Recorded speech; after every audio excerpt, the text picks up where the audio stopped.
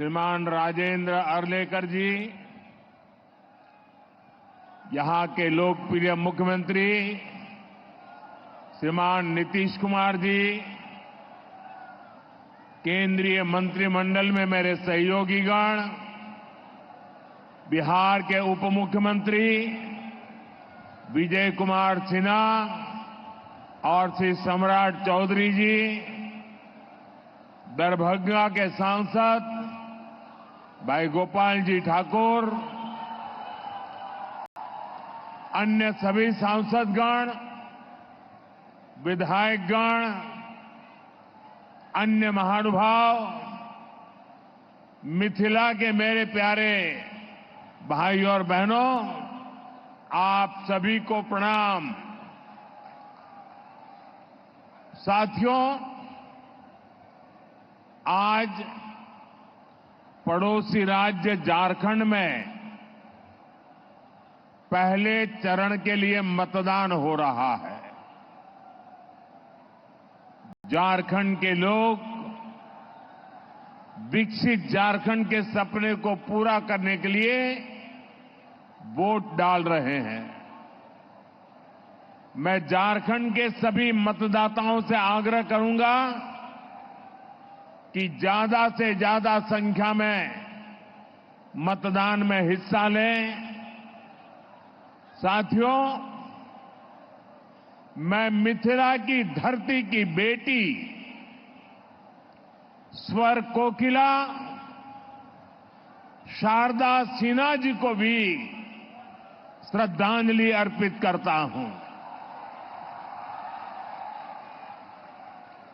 शारदा सिन्हा जी ने भोजपुरी और मैथिली संगीत की जो सेवा की है वह अतुलनीय है।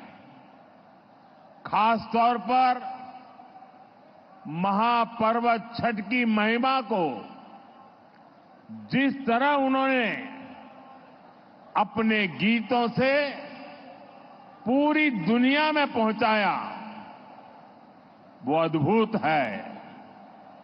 साथियों, आज बिहार समेत पूरा देश विकास के बड़े बड़े लक्ष्यों को पूरा होते देख रहा है।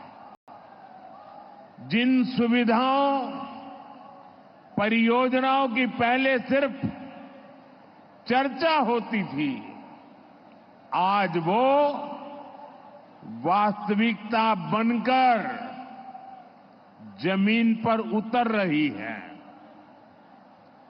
हम विकसित भारत की तरफ तेजी से कदम बढ़ा रहे हैं। हमारी पीढ़ी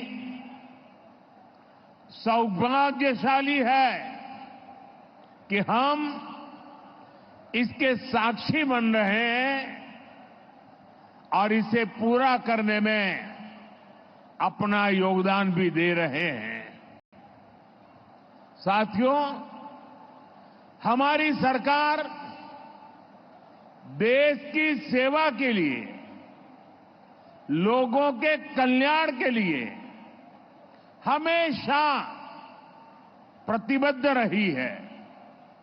सेवा की इसी भावना से यहां विकास से जुड़े 12,000 करोड़ रुपए के एक ही कार्यक्रम में 12,000 करोड़ रुपए का अलग अलग प्रोजेक्ट का शिलान्यास और लोकार्पण हुआ है। इसमें रोड, रेल और गैस इंफ्रास्ट्रक्चर से जुड़े अनेक प्रोजेक्ट्स हैं। और सबसे बड़ी बात, दरभंगा में एम्स का सपना साकार होने की तरफ एक बड़ा कदम उठाया गया है।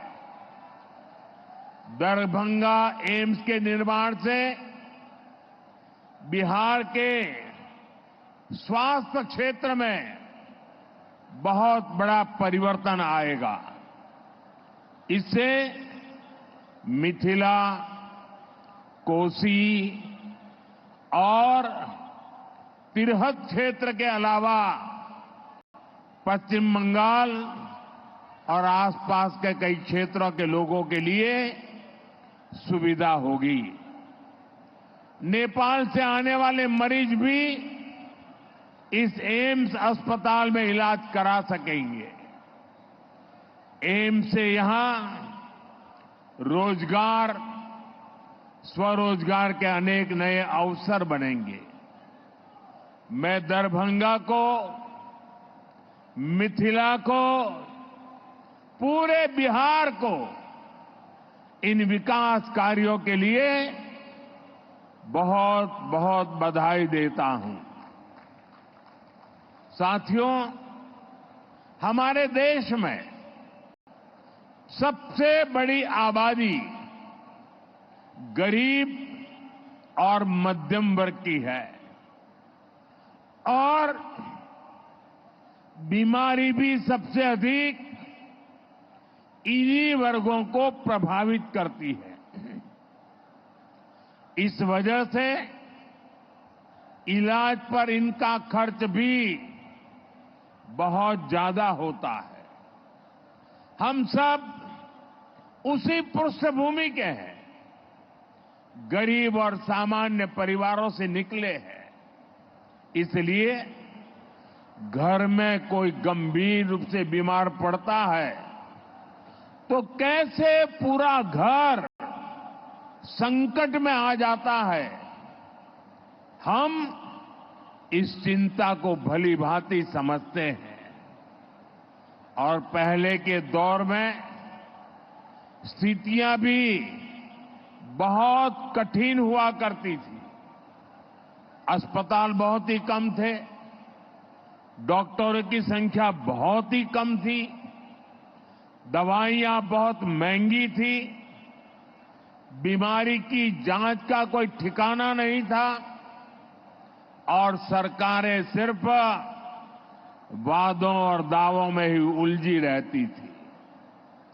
यहां बिहार में जब तक नीतीश जी सरकार में नहीं आए थे, तब तक गरीबों की इस चिंता को लेकर कोई गंभीरता ही नहीं थी।